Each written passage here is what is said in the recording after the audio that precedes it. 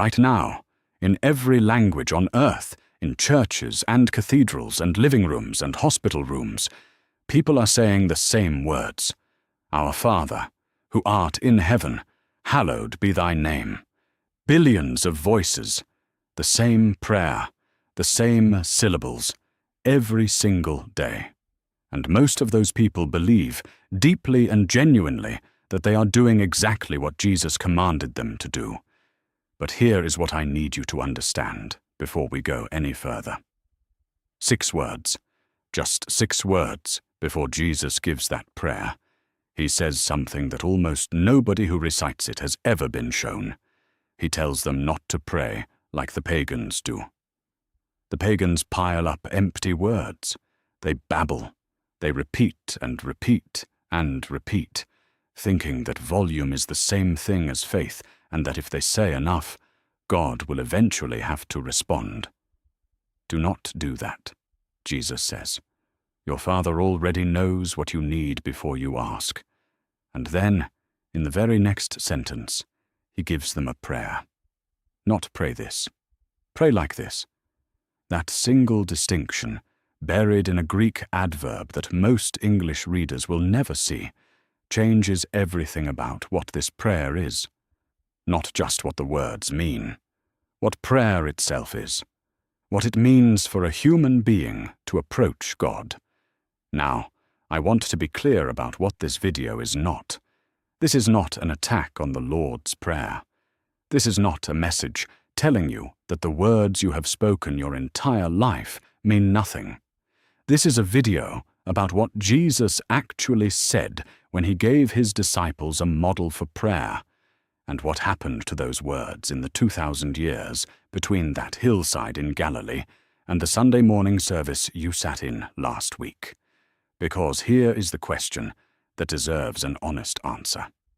If Jesus spent the sentence immediately before this prayer condemning repetitive, formulaic prayer as a pagan practice, why has the Church spent 2,000 years teaching people to recite it word for word? That is not a rhetorical question. That is a real tension in the text. And what makes that tension urgent is this. Most of the people reciting this prayer every Sunday are not just saying words they were taught as children. They believe they are following an explicit command of Jesus. They deserve to know what that command actually was. I am going to take you into the Greek text of Matthew chapter 6. I am going to show you the word that sits 6 words before the prayer begins, and what it means in the language Jesus taught in. I am going to walk you through the 2 different versions of this prayer recorded in the New Testament, because there are 2, and they are not the same. And I am going to show you exactly when and how this prayer moved from the teaching tool Jesus gave to the formula most Christians say today. If this message is already stirring something in your spirit, hit that like button right now. Every time you do, this goes further, and one more person gets to hear what you are hearing. And if you are not yet subscribed, do that right now, so you do not miss what is coming. Stay with me. Because what comes right before Jesus teaches his disciples to pray is the most important thing most people have never been shown about this passage. And once you see it, you will never read these verses the same way again. To understand what Jesus was doing in Matthew chapter 6, you have to understand what he was walking into. Because when he sat down on that hillside and began to teach, he was not addressing people who had never prayed. He was addressing people who had prayed their entire lives, structured prayer, daily prayer. 3 times a day, every day, standing and facing Jerusalem with the words of the Amidah on their lips. The Amidah was the central prayer of Jewish worship. The name means the standing, because you prayed it on your feet. And it had a structure. It opened with an address to God as the God of the patriarchs. It hallowed the divine name. It petitioned for the coming of the kingdom. It asked for daily provision. It asked for forgiveness. And it closed with a blessing of peace. If that sounds like the framework Jesus gives his disciples a few verses later in Matthew chapter 6, that is not a coincidence. That is Jesus speaking directly into a prayer tradition his disciples had known since childhood. Every one of those categories was already in their bones. He is not handing them something foreign. He is rebuilding something familiar. So Jesus is not introducing prayer to people who have never done it. He is not inventing a new religious practice. He is speaking inside a tradition that was already ancient, already detailed, and already deeply embedded in the daily rhythm of Jewish life. And that changes what his correction means. This is not beginner instruction. This is a teacher pointing at something that went wrong somewhere inside a practice people thought they had right. Now, here is what I need you to understand about the passage where the Lord's Prayer appears. Matthew chapter 6 does not address prayer in isolation. It addresses 3 religious practices in sequence: giving to the poor, prayer, fasting. And for each of the 3, the structure of Jesus' correction is identical. He does not say, stop. He says, stop doing it the way the hypocrites do, because the hypocrites do all 3 of these things publicly, visibly, loudly, in the places where they will be seen. Not whether you do it, how and why you do it. That is the issue in every case, and it is worth sitting with that, because Jesus is not singling prayer out as uniquely broken. He is diagnosing a pattern that had spread across the entire landscape of Jewish piety. When religious practice becomes performance, it all suffers. Tobit 12:8, a text widely known in the Jewish world of Jesus' day, names these 3 practices together directly. Prayer, fasting, and almsgiving are better than any treasure. These were the recognized pillars of Jewish devotion. Jesus does not challenge that. He assumes it. What he challenges is what the heart is doing while the hands and lips go through the motions. And the heart problem he is about to name is specific. It has a name in the Greek, and almost no one has shown it to you. So when Jesus gets to prayer specifically, he identifies 2 problems, 2 very different problems, and the second one, the one that comes right before he gives the model prayer, is the one almost no one talks about. Not because it is obscure, because it requires you to look at the original language. And when you see exactly what word Jesus uses to describe it, you will understand immediately why this matters for every prayer you have ever prayed. When Jesus opens the prayer section of Matthew chapter 6, he names 2 things that have gone wrong. 2 very different kinds of broken prayer. Most people can identify the first one without help. The second one has been so consistently passed over in sermons and Sunday school classes that most Christians have never heard a careful explanation of it. That is the one we need to look at. The first problem is in verse 5. He tells his disciples not to pray like the hypocrites do, and then he describes what the hypocrites do. They love to stand and pray in the synagogues and at the corners of the streets so that they will be seen by others. That is what he is targeting. Not the standing, not the public location, the motive. They want an audience of human beings more than they want an audience with God. And he says that if that is what they are after, that is all they are going to get. But verse 7 is different. This is not about showing off. This is about something else entirely. He tells them not to babble like the pagans do, and the Greek word he uses for that warning is batalogeo. Batalogeo. One word. It appears exactly 1 time in the entire New Testament, right here in Matthew 6:7. The scholars who study the Greek lexicon describe it as babbling, stammering, piling up empty phrases. Some trace it to a man named Batos, legendary for stuttering. Others see it as pure onomatopoeia, a word that sounds like what it describes. Bata bata bata. The sound of mindless repetition. Either way, the picture is the same. And the picture is specific, because this is not just a theoretical warning. Jesus is describing a documented religious practice. In 1 Kings 18:26, the prophets of Baal gathered on Mount Carmel and called on the name of Baal from morning until noon, saying, "Baal, answer us." And there was no voice, and no one answered. That scene tells you exactly what the pagans believed about prayer. If you say the right name enough times, the god eventually has to respond. Volume is leverage.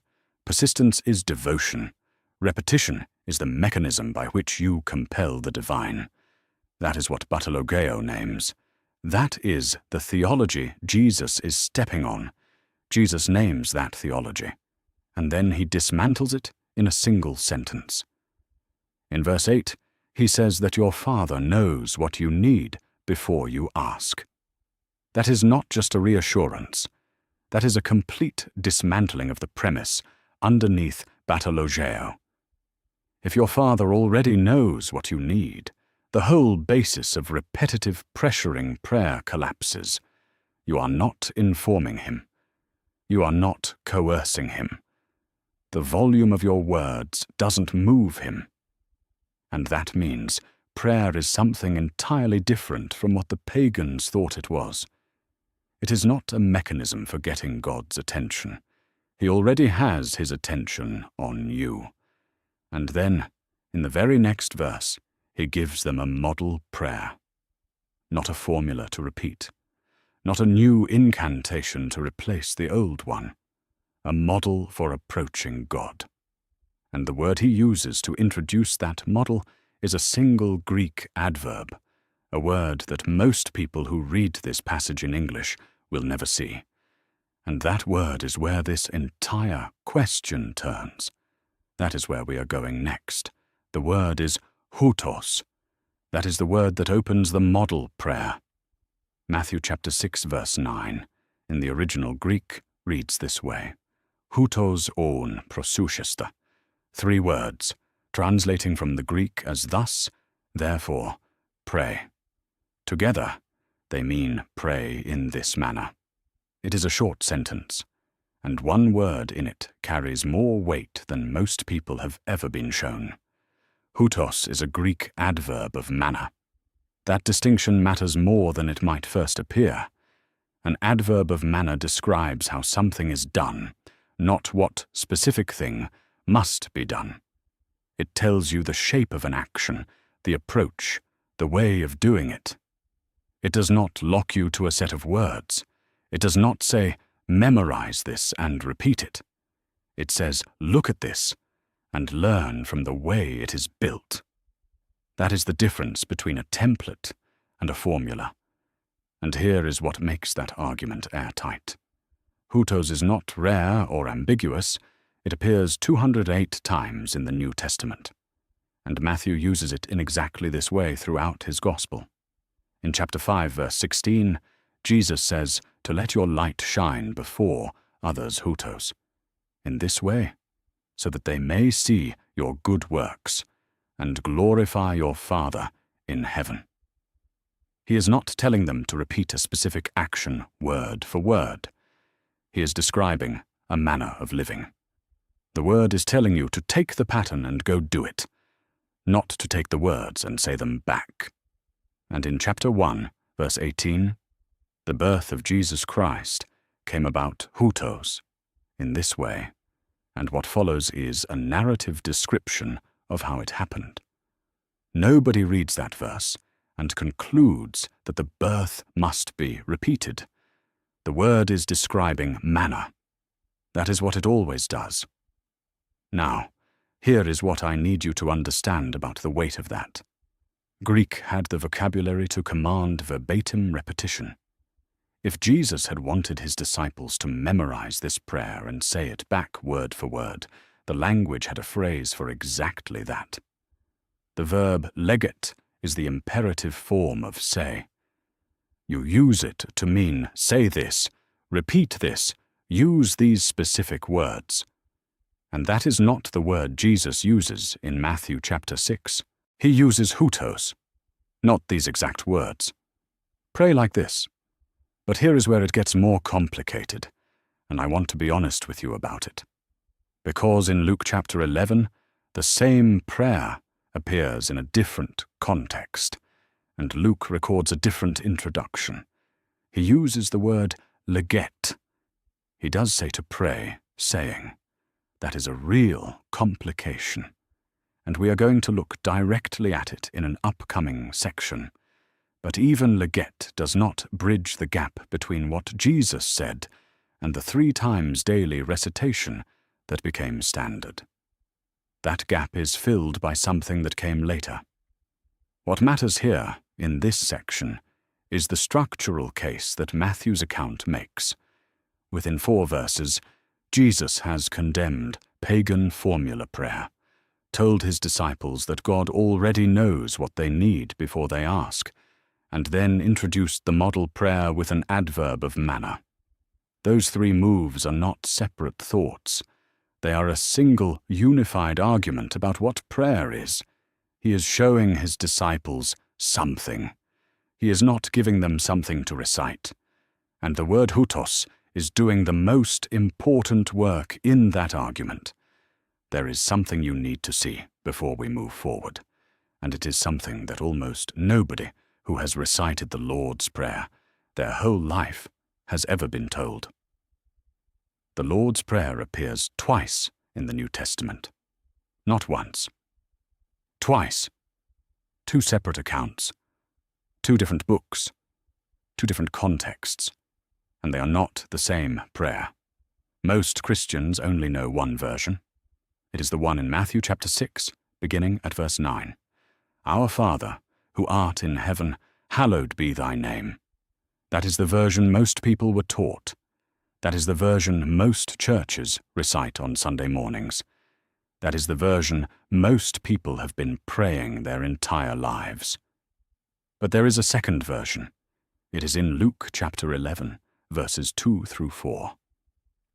And almost no one who recites the Matthew version every week has been told that the Luke version exists, or that it is different. Most people will go their entire lives without knowing it is there. Here is what is different. Luke's version is shorter, noticeably shorter. It does not have, who art in heaven. It does not have, your will be done, on earth as it is in heaven. And it does not have, but deliver us from evil. 3 phrases that billions of Christians say every single week are simply not in the prayer Luke records. Now you could argue that Luke just abbreviated. But stop and think about what that means. If Jesus gave his disciples a single exact formula, a prayer meant to be memorized and repeated word for word, you would expect both Matthew and Luke to have recorded the same words. That is not what happened. And then there is the vocabulary difference. In Matthew's version, the forgiveness petition uses the Greek word ophilemata, which means debts, things owed, financial obligations. That is a specific choice of word. It frames the relationship with God through the image of something unpaid, something that must be settled. In Luke's version, the same petition uses the word hamartias, the standard Greek word for sins and moral failures, a different image entirely. 2 different Greek words from 2 different conceptual fields, used for the same petition in 2 different versions of the same prayer. If the specific words of the prayer were what mattered, both writers would have used the same word. They did not. Now, here is what the manuscript evidence adds to this picture.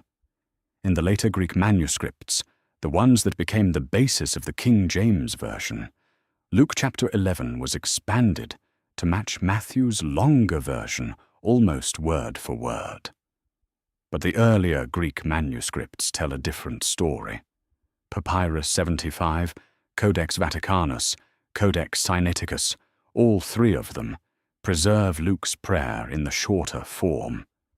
These are the manuscripts scholars consider closer to what Luke actually wrote, and what this pattern of scribal harmonization tells you is exactly what you would expect to find if the prayer had never been given as a single fixed formula in the first place.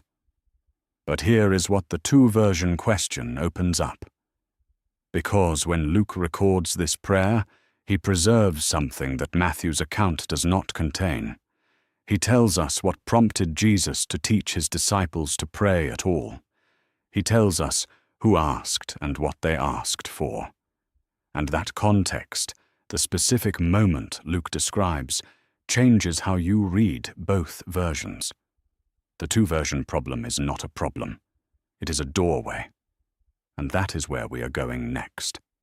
The doorway Luke preserves is in chapter 11. Verse 1, Jesus was praying in a certain place, and when he finished, one of his disciples came to him with a request. Lord, teach us to pray, just as John also taught his disciples. Read that request carefully. The disciple is not asking Jesus to hand him a prayer. He is asking Jesus to teach him how to pray. That is a pedagogical request, not a liturgical one. He is asking for competence. He is asking to understand how this is done. He is asking for the skill, not the script. And then there is something about this request that almost everyone overlooks. The disciple does not say, "Give us a prayer the way John gave his disciples a prayer." He says, "Teach us to pray the way John taught his disciples to pray." He is pointing to John's instruction as a model of what he wants. And John, according to the record we have, did teach his disciples to pray. That is confirmed right here in this verse. But here is what is also in the record. John's prayer is nowhere in the New Testament. It simply does not exist in the text. We are told John the Baptist taught his disciples to pray, but whatever he gave them, it was not preserved. Think about what that means. If what John gave his disciples had been a fixed verbal formula, the kind of thing you memorize and repeat word for word, it would have been recorded somewhere. Formulas get preserved. They get written down. They get passed from community to community. What does not get written down is a teaching method, a way of approaching God, a pattern that the disciple takes and makes his own. That is what teachers pass on, not words, understanding. Now, here is the complication I said we would come back to. In Luke chapter 11, verse 2, Jesus responds to the request by saying to pray, saying. The Greek word there is leget. It is an imperative. It means, say, speak these words. And some people will read that and conclude that this settles the question. Jesus used leget. He did mean for these exact words to be said. I understand that reading. It is a real reading of the Greek text, and I am not going to pretend it is not there. But here is what legete does not do. It does not say to recite these words 3 times a day. It does not say, this becomes a fixed communal liturgy. Legete, even read as literally as possible, covers the act of saying the prayer. It does not cover everything the church eventually built around it. The gap between what Jesus says in Luke chapter 11 and what became standard practice is a real gap. And it is filled by something that came later, something written roughly 60 years after Jesus spoke these words. We are going to get there. But first, there is something inside the prayer itself that you need to see. If this message is speaking to something you have never thought about before, hit that like button right now. Every time you do, this reaches someone who has been praying the Lord's Prayer their whole life and deserves to know what they were actually given. Share this with someone before we go further. And if you are not yet subscribed, do that now so you do not miss what comes next. Let me show you what Jesus actually gave when he gave this prayer. Not the words, the architecture. Because once you see the structure underneath the text, it changes how you read everything. The prayer begins with an address. Our Father in heaven. Those 4 words are not a warm-up phrase. They are doing something deliberate. Father is the language of intimacy, of access, of a child coming to a parent rather than a subject approaching a throne. In heaven is the opposite move, a reminder that this Father is not local, not manageable, not confined to what you can see. Both things happening in the same 2-word phrase. That is not accidental. That is the structure of who God is. The second category is hallowing the name. Hallowed be thy name. Before a single petition, before a single request of any kind, you orient yourself toward who God is. His name is holy. His character is set apart. You do not open by telling God what you need. You open by naming what he is. That is the correct order. The third is the kingdom. Thy kingdom come. This is not wishful thinking. This is alignment. You are declaring that God's reign is the goal, that the arc of history is moving somewhere, and that you are placing yourself inside that movement rather than outside of it. When you pray for the kingdom to come, you are not just expressing hope. You are reorienting yourself toward what God is doing in the world. The fourth is the will. Thy will be done, on earth as it is in heaven. There is a gap named in that phrase, between how things are and how they are supposed to be, between the way things work in a fallen world and the way they work in the order God inhabits. And this petition asks for that gap to close. The fifth is provision. Give us this day our daily bread. The Greek word translated as daily is epiousios, and it appears nowhere in surviving ancient Greek outside the 2 passages in Matthew and Luke that record this prayer. Origen, writing in the 3rd century, noted that epiousios was not found in ordinary Greek usage, and may have been coined for this prayer. Whatever its precise meaning, whether today's bread or tomorrow's bread or necessary bread, the category is the same. What you need, brought before, the God who already knows what you need before you ask. The 6th is forgiveness. And here, the prayer does something it does nowhere else. It attaches a condition. You are forgiven, as you forgive. This is also the only petition that Jesus returns to after the prayer ends to expand and explain. He does not go back and unpack the kingdom petition. He does not elaborate on provision. He singles out forgiveness. The category requires something from the one praying. The 7th is deliverance. Lead us not into temptation, but deliver us from evil. After all of it, after address and awe and kingdom and alignment and provision and forgiveness, the map ends here. Not just absolved of what is past, protected from what is coming. 7 categories: address, awe, kingdom, alignment, provision, forgiveness, deliverance. That is not a script, that is a map of every dimension of what it means for a human being to approach God with nothing held back. Every need is in here. Every category of the human condition before God is covered, and every one of those 7 categories is wide enough to spend a lifetime praying inside without ever repeating yourself. I flagged the forgiveness petition in the last section for a reason. Of the 7 categories in the model prayer, it is the only one that Jesus returns to after the prayer ends. He does not expand the kingdom petition. He does not come back to the provision category and explain what daily bread means. He moves immediately from the last line of the prayer into a focused commentary on one thing only. And that choice tells you something. It tells you what he thought the prayer was for. Verses 14 and 15 of Matthew chapter 6 read like this: "For if you forgive others their trespasses, your heavenly Father will also forgive you. But if you do not forgive others their trespasses, neither will your Father forgive your trespasses."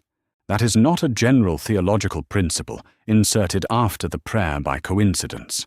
That is a direct expansion of the petition in verse 12.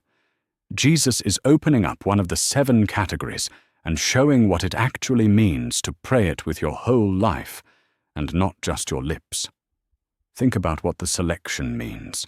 Jesus has just given a model prayer with 7 structural elements, 7 categories of approach. If the point were memorization, he would have taken the disciples through the whole thing. He would have explained each petition, reinforced the wording, made sure they had it right. He does none of that. He expands one petition, and the one he expands is not the most theologically complex. It is not the kingdom or the will or the deliverance. It is the one that requires the most from the person praying. Forgiveness. The place in the prayer where you are most directly implicated. That is not a neutral choice. That is a teacher making clear what the category actually demands. You do not just say the words. You embody the petition. And then there is the vocabulary shift, one of the most overlooked details in this entire passage. Inside the prayer in verse 12, the word for what is forgiven is a philomata, a financial and legal word, meaning debts, obligations, things owed. But in the commentary, Jesus adds in verses 14 and 15, the word changes to paraptomata, which means trespasses, moral failures, false steps. It is a completely different Greek word from a completely different conceptual field. And Jesus makes the switch without comment. If the exact wording of the prayer were sacred, that switch would be inconsistent. If a philomata in verse 12 were the required word, Jesus would not have immediately replaced it with paraptomata in verse 14. The switch tells you that the principle matters, the precise vocabulary does not. So let me name what we now have. Jesus introduced the model prayer with hutos, an adverb of manner, not a formula command. There are 2 versions of the prayer in the New Testament, with different words and different lengths. The disciples ask to be taught how to pray, not given a prayer to recite. The prayer is built from 7 categories, not 7 required clauses. And now, in his own expansion of the prayer, Jesus himself uses a different word for the same petition. Each of these pieces, standing alone, is a piece of an argument. Together, they are one argument. They point in the same direction. And there is still one more piece. It is about the ending you have been reciting your whole life. The ending you have been reciting your whole life is not in the oldest copies of Matthew 6 that we possess. Let that land before we go further. Because everything in this series has been building toward this single fact, and most people who have been saying these words since childhood have never been told it. Not in a Sunday school class, not in a confirmation class, not in a seminary course on the Sermon on the Mount. The ending of the Lord's Prayer, the part that makes the prayer feel complete and ancient and liturgically authoritative, was added. It is not there in the manuscripts that textual scholars consider the earliest and most reliable witnesses to the original text of Matthew's Gospel. The ending I am talking about is this: "For thine is the kingdom, and the power, and the glory, forever and ever. Amen." You know those words. You have said them hundreds of times. They are how the prayer closes in church services and wedding ceremonies and school assemblies and graveside readings. They feel as though they belong to the prayer the way the last brick belongs to an arch. Remove them, and the whole structure seems to collapse inward. Put them back, and the prayer sounds finished, resolved, complete. But here is what you need to understand. The two oldest complete Greek manuscripts of the New Testament, Codex Sinaiticus from the 4th century and Codex Vaticanus from the 4th century, both end Matthew 6:13 without that doxology. The prayer in those manuscripts ends with, "Lead us not into temptation, but deliver us from evil." And then it stops. No kingdom, no power, no glory, no amen. The earliest papyri fragments that preserve portions of Matthew 6 do not contain it either. When the modern critical editions of the Greek New Testament, the Nestle-Aland 28th edition, and the United Bible Society's 5th edition, both of which are compiled from over 5,800 Greek manuscripts, and rank those manuscripts by age and reliability, when those editions print Matthew 6:9 through 13, the doxology is absent, or it is placed in a footnote, or it is bracketed in a way that signals to the reader, this was not original. Every major modern translation of the Bible deals with this honestly. The New International Version, the English Standard Version, the New American Standard Bible, the Christian Standard Bible, and dozens more either omit the doxology from the main text entirely or include it only in a footnote with a note that the earliest manuscripts do not contain these words. This is not a fringe textual position. This is the consensus of everyone who has studied the manuscript evidence. Now, here is what I need you to understand about where that ending actually comes from. The doxology did not appear from nowhere. It has a source, and when you trace it back, the source makes complete sense. In 1 Chronicles chapter 29, verse 11, King David is offering a prayer of dedication as the people bring offerings for the temple. And the language he uses goes like this: "Thine, O Lord, is the greatness, and the power, and the glory, and the victory, and the majesty." It is a doxology of praise. It is the language of a person acknowledging that everything belongs to God. Kingdom and power and glory. That exact cluster of words exists in the Old Testament as the language of worship and acknowledgement directed toward YHWH. So what happened in the early church is not mysterious. As the prayer that Jesus gave began to be used in communal worship, which happened very quickly, the early believers did what worshiping communities have always done. They added liturgical shape to the prayer. They drew on the scriptural language of praise they already knew. They appended a doxology that expressed the right posture before God, and that gave the prayer a felt sense of completeness when spoken aloud in a gathered assembly. And the Didache confirms this. The Didache is the earliest known Christian manual outside of the New Testament, dating to approximately 100 AD. It is a document of early church practice, written within living memory of the apostles, and it tells us explicitly that Christians are to pray the Lord's Prayer 3 times daily. 3 times every day, morning, afternoon, and evening, recited verbatim. And the version of the prayer in the Didache includes a doxology, though a shorter one than the KJV ending. The Didache's version closes with, "For thine is the power and the glory forever." So by 100 AD, within approximately 1 generation of the apostles, the prayer had already moved from the model Jesus gave to a fixed liturgical formula, recited 3 times daily, with an appended doxology.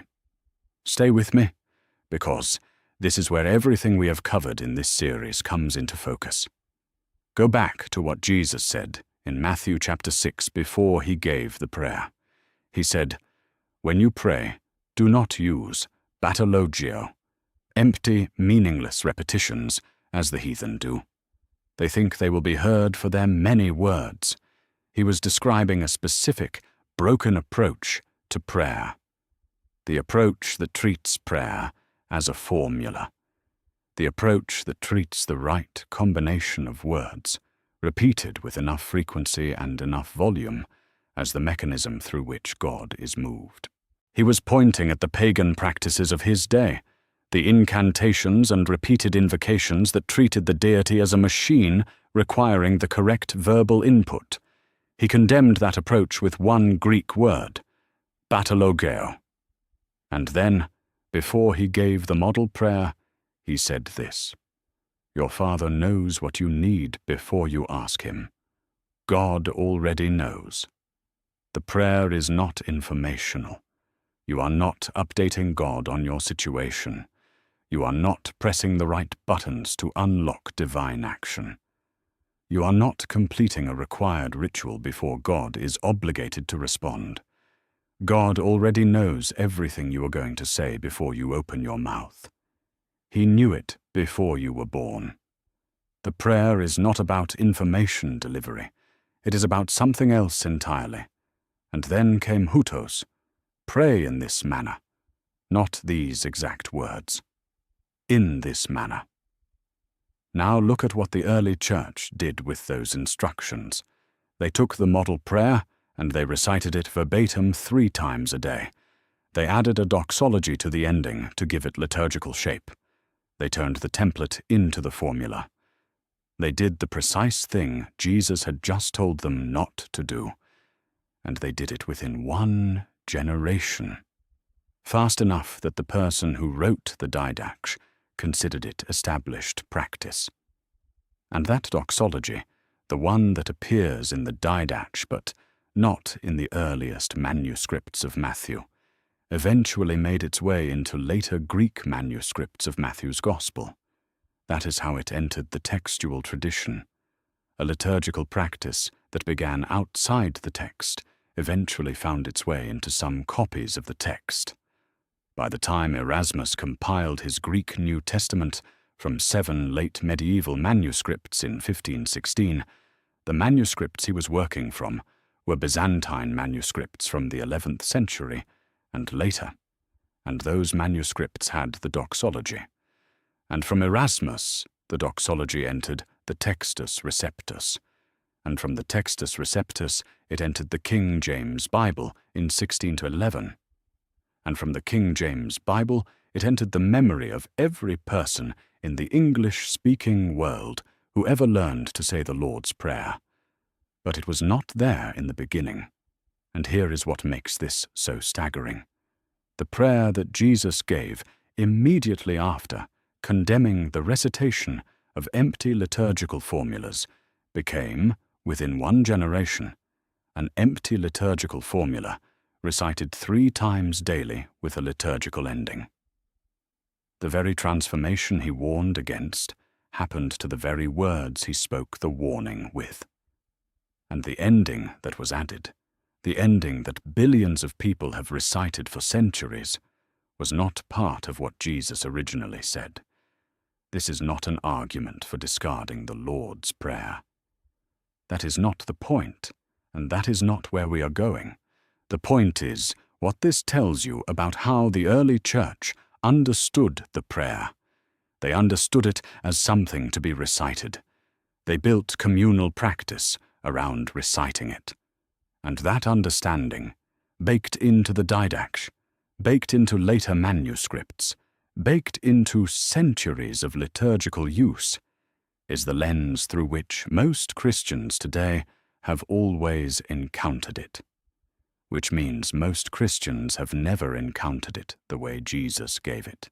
They have encountered the liturgical version of it, the domesticated version, the version that had already been shaped by the exact instinct Jesus was addressing when he said, "Do not pray like the pagans." Now, here is what I need you to understand about why this matters more than just a textual footnote. Because we now have every piece of the argument. And what the pieces produce together is not a minor correction. It is a fundamental recalibration of what prayer is. That is where we are going next. Because when you lay every one of these pieces side by side, when you see hutos and batologio, and the two-version problem and what the disciple in Luke actually asked for, and the architecture of the 7 categories, and the forgiveness expansion, and the textual status of the doxology, all of it in one place, the picture that emerges is clear. And it should change how you pray, starting with the next time you bow your head. Let me lay everything out now. Because we have covered a great deal of ground together, and I want you to see it all at once. Not as separate arguments. As one argument. Because that is what it is. Jesus is teaching on the hillside.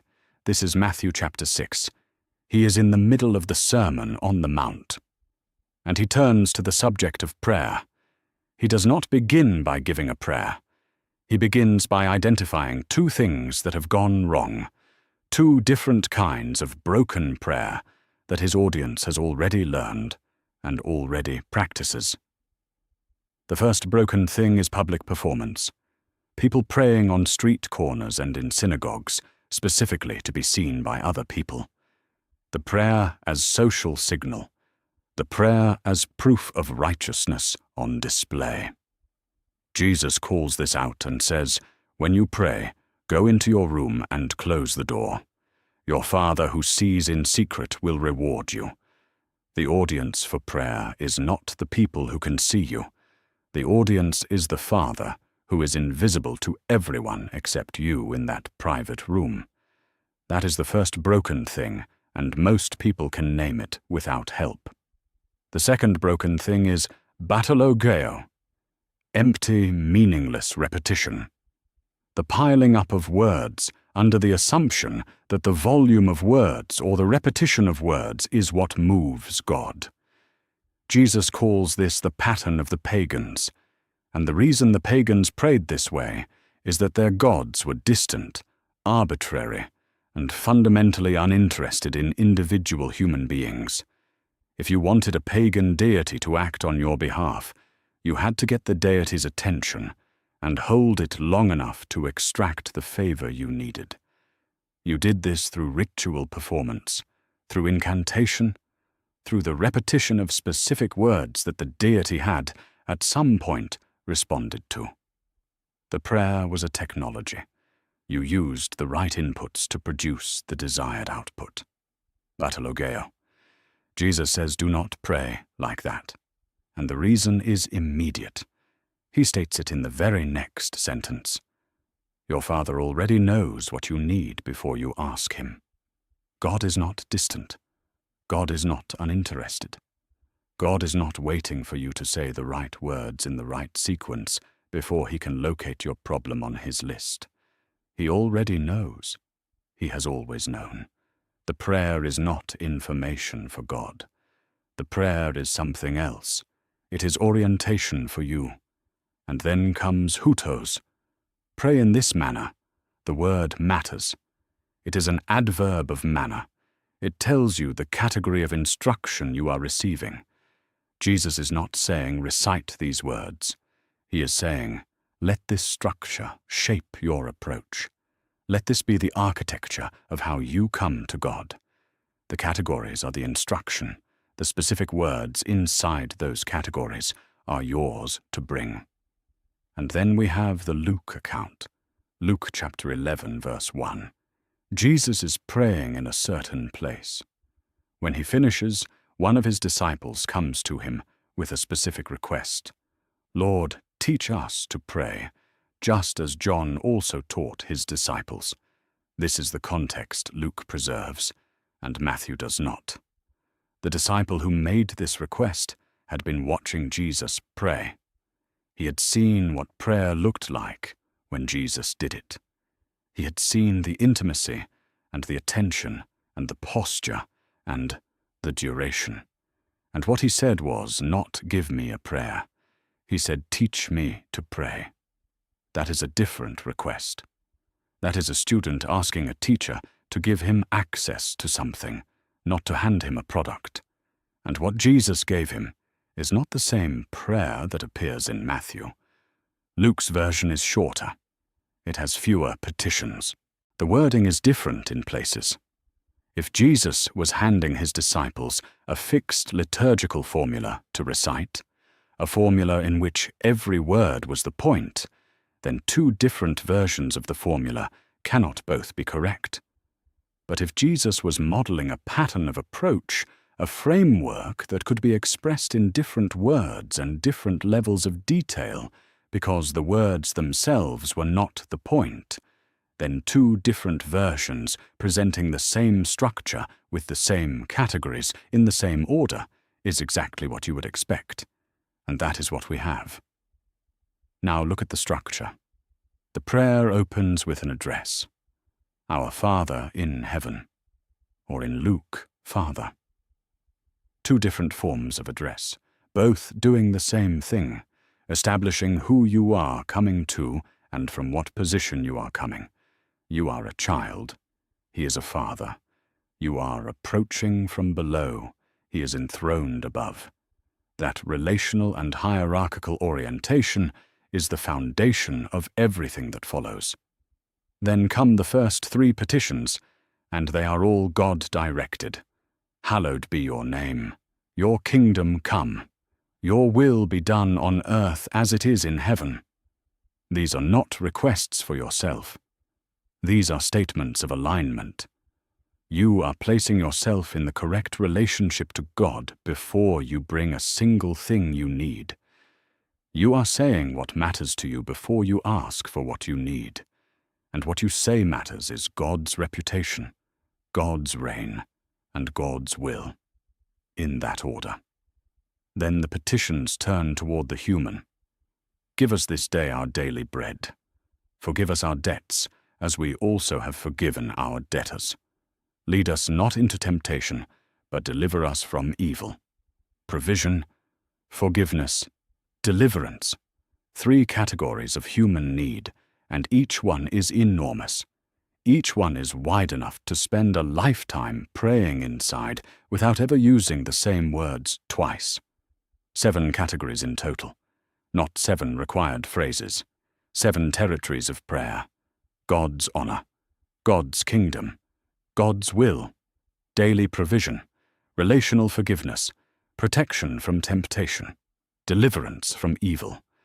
Every dimension of what it means to be a human being standing before God is covered in those 7 territories. There is nothing you will ever need to bring to God that does not fit inside one of those categories. And inside each category, there is infinite room for the specific, particular, unrepeatable language of your actual life. This is the template. This is what Hautos points to.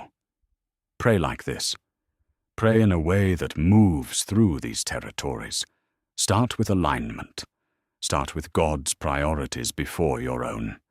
Then bring your needs, provision and forgiveness and protection. And when you come to forgiveness, come honestly, because the condition Jesus attaches to that petition is a searching one. Forgive us our debts, as we also have forgiven our debtors. Not as we intend to forgive, not as we plan to forgive when we get around to it. As we have forgiven. Present perfect tense. The forgiveness you are asking for is being measured against the forgiveness you have already extended. And then Jesus does something he doesn't do with any other category. He expands it. The prayer ends, and he immediately returns to the forgiveness petition. He spends the next 2 verses on it specifically. If you forgive others their trespasses, your heavenly Father will also forgive you. But if you do not forgive others their trespasses, neither will your Father forgive your trespasses. He did not come back to daily bread and explain what provision looks like. He did not come back to your kingdom, come and elaborate on what the kingdom means. He did not come back to deliverance from evil and define the evil he had in mind. He came back to one thing: forgiveness. And when he expanded it, he used a different Greek word than the word in the prayer itself. He used aphime, to release, to let go, to send away. He is saying that the forgiveness God extends toward you and the forgiveness you extend toward others are not two separate transactions. They are one transaction with two sides. You cannot receive what you refuse to pass along. That expansion is Jesus himself teaching you how to pray inside the forgiveness category. It is not a separate teaching on a separate subject. It is the only example he gives anywhere in this passage of what it looks like to actually occupy one of the 7 territories with real content. And the content is not a formula. It is not the repeated phrase, "Forgive us our debts." It is the actual condition of your actual relationships, examined honestly before God and surrendered. And then there is the doxology. For thine is the kingdom and the power and the glory forever. Absent from the oldest manuscripts, present in the didache with a slightly different form, present in later manuscripts, entered the textual tradition through liturgical practice, added by the early church as the prayer moved from template to formula, added to an ending that Jesus himself didn't add. Now lay it all out in order. Jesus condemned empty repetition as pagan prayer behavior. He said God already knows what you need before you ask. He introduced the model prayer with an adverb of manner, not an adverb of exact quotation. He gave 2 different versions of the prayer in 2 different contexts to 2 different audiences. The disciple who prompted the Luke account asked to be taught how to pray, not to be given a fixed prayer. The prayer itself is built from 7 categories, wide enough to hold a lifetime of unrepeated prayer. Jesus expanded exactly 1 category after the prayer ended, and he expanded it with honest relational content, not a phrase to repeat. And the ending everyone associates with the prayer was added after the fact, not by Jesus, and the earliest manuscripts do not contain it. Every single one of those pieces is pointing at the same thing. Jesus was not handing his disciples a liturgy. He was showing them a posture. He was giving them a map. He was describing what it looks like when a human being comes to God with nothing held back, nothing performed, nothing repeated, because repetition makes it feel more real. He was describing prayer that begins with orientation rather than petition. Prayer that prioritizes God's agenda before presenting a list of personal needs. Prayer that requires honest self-examination in the forgiveness territory rather than the recitation of a phrase that slides past the conscience without disturbing it. Prayer that takes seriously the claim that God already knows, which means the prayer is not for God's information, but for the person praying. It forms you, it orients you, it places you correctly in relation to who God is and who you are before you say a single word about what you need. That is what Jesus gave his disciples when they asked him to teach them to pray. It was never a liturgy. It was never a formula. It was never a sequence of syllables to be said 3 times daily as a spiritual obligation. It was a map of the interior life of someone who actually knows who they are talking to. And now you know what it was, which means the next question is the one that changes everything for you personally, and that is the question of what you do with it. Here is what I need you to sit with for a moment before we go any further. If the Lord's Prayer is a template and not a text, then every time you have recited it, you were doing something real and something incomplete at the same time. Real because the categories are right. The orientation it points you toward is exactly the orientation Jesus intended.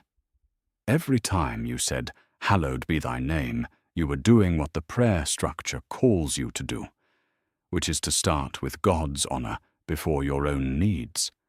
Every time you said, "Forgive us our debts," you were moving into the forgiveness territory and acknowledging before God that you need what you cannot earn.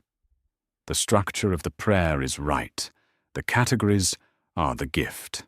The prayer is not wrong, but incomplete because no fixed sequence of words prayed on a schedule by itself produces the thing that Jesus was describing.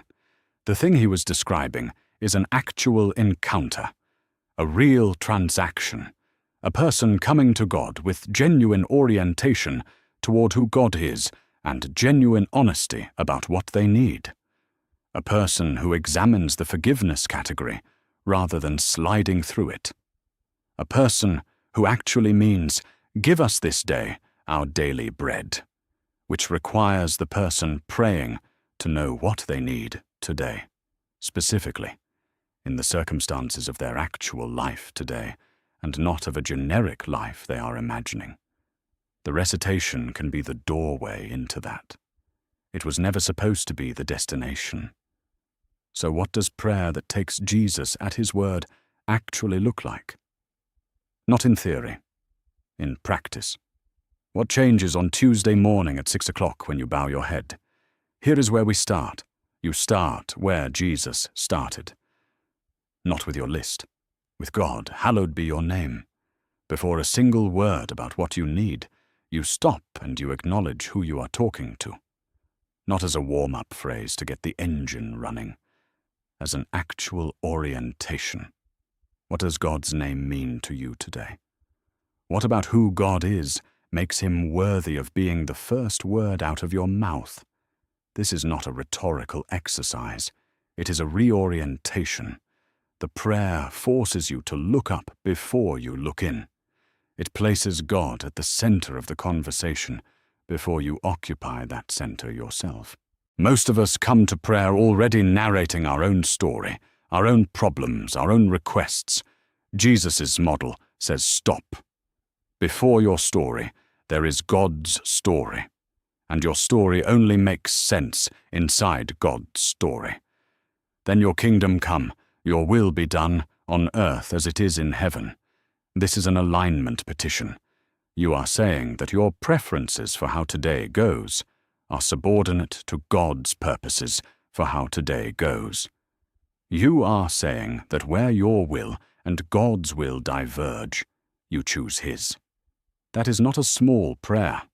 That is not a phrase you coast through on your way to the part that feels more immediately relevant.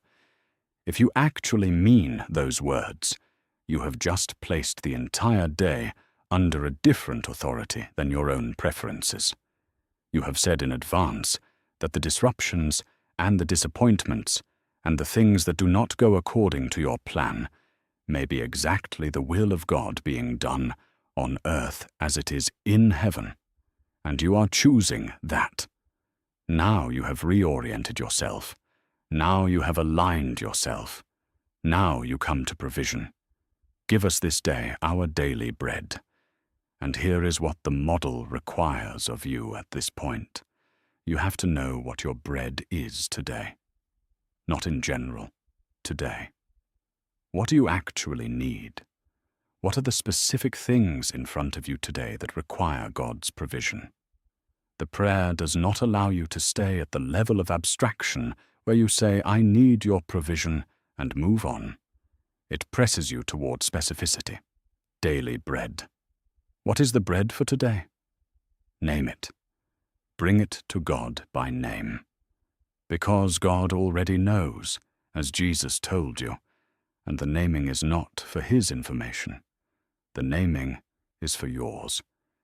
The act of naming what you need today is an act of acknowledging that you cannot produce it yourself. That acknowledgement is the prayer, and then the forgiveness territory. And I want to be honest with you about this one because Jesus was. When you arrive at "forgive us our debts, as we also have forgiven our debtors," you cannot stay at the level of the phrase. The phrase is not the prayer. The prayer is the actual state of your actual relationships, brought honestly before God. Is there someone you are withholding forgiveness from? Is there someone you have been wronged by, and the debt is still on the ledger?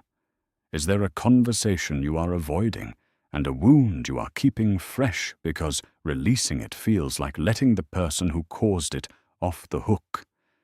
That is the territory, and the prayer calls you to enter it honestly, because what Jesus said after the prayer is not a comment on the side. It is the only expansion he gave. If you forgive others, your Father will forgive you. If you do not, he will not. That is not a threat. That is a description of how this works. You are not a terminal point for forgiveness. You are a conduit. What God extends toward you is designed to flow through you toward others. When you stop the flow, the dynamic changes, and the prayer asks you to examine whether the flow is stopped every time, not as a ritual phrase, as an honest examination, and then lead us not into temptation, but deliver us from evil. This is the prayer of someone who knows themselves, someone who knows that their own impulses and inclinations and the pressures of the environment they live in have the potential to pull them away from the life they said they wanted when they said, "Your will be done." You are asking God to protect you from the version of yourself that would choose wrongly if left without divine guidance. This is not a passive prayer. It is an active acknowledgement of your own susceptibility. It is the prayer of a person who is not overconfident about their own virtue. Now here is what I want you to see about the whole structure of that. None of what I just described requires you to say the Lord's Prayer. The Lord's Prayer is a map of those territories. But you can pray inside those territories for an hour without ever using a single phrase from Matthew 6. You can pray inside the provision category in the language of your actual circumstances today. You can pray inside the forgiveness category with the actual name of the person you need to release. You can pray inside the deliverance category with the actual temptations you know you face this week. You can spend more time in some territories than others depending on what is pressing on your life today. The map tells you where to go. You bring the specifics. But here is something else I want to say. Because I am not telling you never to recite the Lord's Prayer, what I am telling you is that if you recite it as an entrance into the territories, not as a completion of an obligation. Let hallowed be your name actually stop you for a moment and direct your attention toward the holiness and the greatness of the God you are talking to. Let your will be done actually require something of you as you say it. Let forgive us our debts make you honest. Let the prayer do what Jesus designed it to do, which is not to satisfy a spiritual requirement by completing a sequence of words, but to orient you, shape you, align you, and open you toward the God who already knows everything you are about to say and who chose to invite you to say it anyway. That invitation is the most extraordinary thing about prayer. God does not need your prayer. He already knows. He is not waiting for your description of your situation before he can act. He knows your situation with a precision you will never achieve yourself. And yet, he invited you into a conversation, not because he needs the information, because you need the orientation. You need the daily practice of placing yourself in right relationship to who he is before you navigate who you are and what you need. You need the forgiveness examination, because without it, the unforgiveness calcifies and hardens, and eventually you stop feeling it, even though it is still there.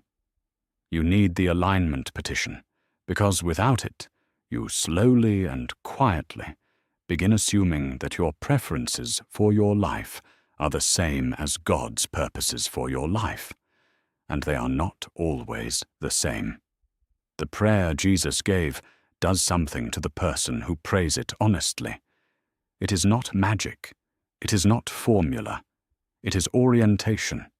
It is the daily practice of becoming the kind of person who knows who God is, who knows what they need, who is honest about the state of their relationships, and who knows their own susceptibility to the things that pull them away from the life they want to live.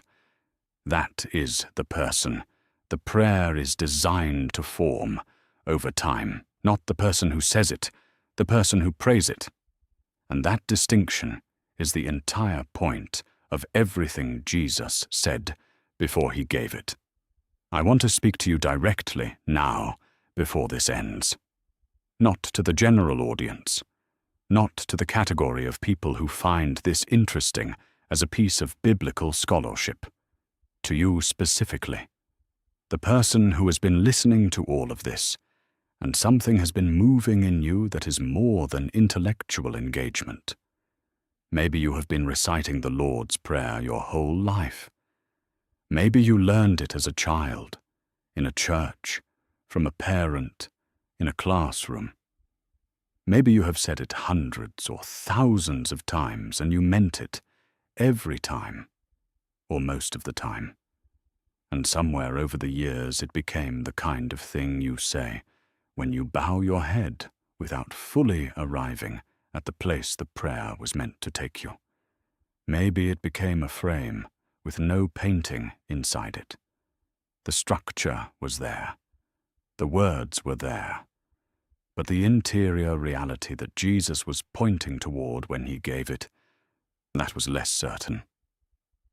If that is where you are, I want to tell you something. What you just heard is not a correction designed to make you feel like you have been doing it wrong. It is an invitation, because if the Lord's Prayer is a map and not a magic phrase, and if what Jesus cared about was not the syllables but the orientation, then everything that has felt hollow or routine or incomplete about your prayer life is not a final verdict on you. It is a starting point. You know the territories now. You know what each category of the prayer is reaching toward. You know that hallowed be. Your name is not throat-clearing. It is the most important reorientation you will do all day.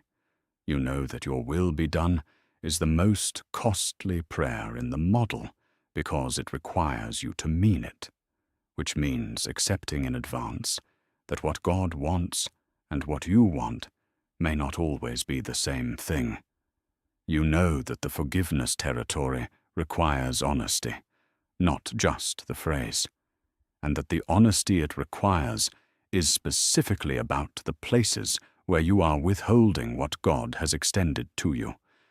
You know that lead us not into temptation is the prayer of someone who takes their own susceptibility seriously rather than assuming their own virtue. You know all of that now, and knowing it, you can pray today in a way that is more honest, more specific, more oriented, and more alive than anything recitation alone could produce. But I also want to say something to a different person, someone who has been listening to this whole series, and the thing that has been moving in you is not just a desire to pray differently. It is something older and deeper, the realization that you have been going through the motions of religious life without having the underlying relationship that all of it points toward. You have said the words. You have been in the buildings. You have known the calendar and the rituals and the right answers to give when someone asks what you believe. But underneath all of it, there is a question you have never fully answered. Do I actually know the Father that this prayer is addressed to? Is the Our Father an address I use because it is familiar, or is it the actual language of an actual relationship? That question matters more than anything else we have discussed today. Because everything Jesus said in Matthew 6 about prayer assumes a relationship. When he says your Father knows what you need before you ask, that is only meaningful if there is actually a Father, and you are actually his child. When he says, go into your room and close the door and pray to your Father who is in secret, that assumes your Father is there. When he teaches you to begin prayer with Our Father in heaven, he is assuming that the person praying has access to that address. That access is not automatic. It is not inherited by proximity to religion. It is given to the person who has received what God made it possible to receive. And what God made possible is the clearest fact in the New Testament. God sent his Son into the world, not to condemn the world, but that the world through him might be saved. That is John 3:17. And the verse before it, the one everyone knows, says God so loved the world that he gave his only Son, that whoever believes in him should not perish but have eternal life. Whoever. That word has no exceptions in it. No fine print, no qualification based on how long you have waited, or what you have done, or how far you feel from the relationship the prayer assumes. Romans chapter 10 verse 9 says this, if you confess with your mouth that Jesus is Lord and believe in your heart that God raised him from the dead, you will be saved. That is the promise, not a program, not a ritual you complete correctly, a confession and a belief, an acknowledgement of who Jesus is and what God did through him, made honestly from the interior of your actual life. If you have never done that, or if you did it once long ago and you are not sure it was real, or not sure it still applies to you, this is the moment. Not because you happened to find this video, because God already knows what you need before you ask. And what you need is not just a better understanding of how to pray. What you need is the Father who the prayer is addressed to. You can speak to him right now. Not with a formula, with honesty.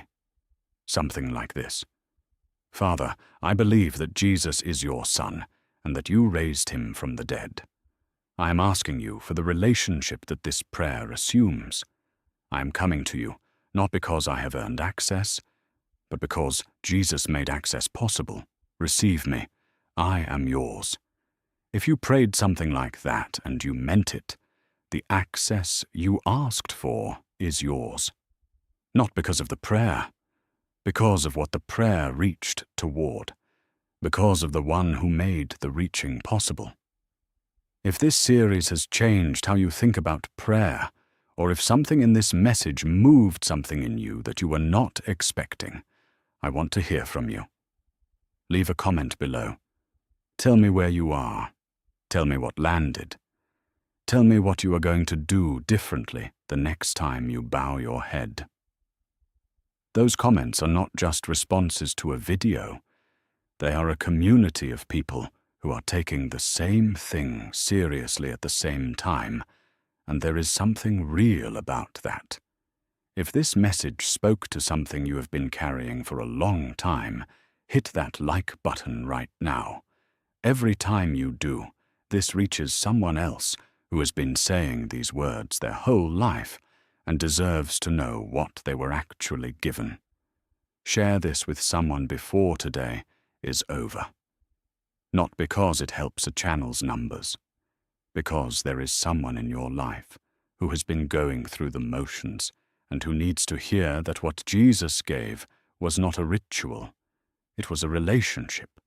And if you are not yet subscribed, do that now, and turn on the bell so you do not miss what comes next in this series, because we are not done, and where we go next goes even deeper into what the original text actually says versus what most people have been taught.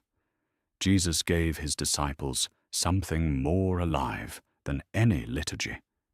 He gave them a way of coming to God that was shaped like an intimate conversation between a child and a father, who already knows everything, but who chooses to be asked anyway.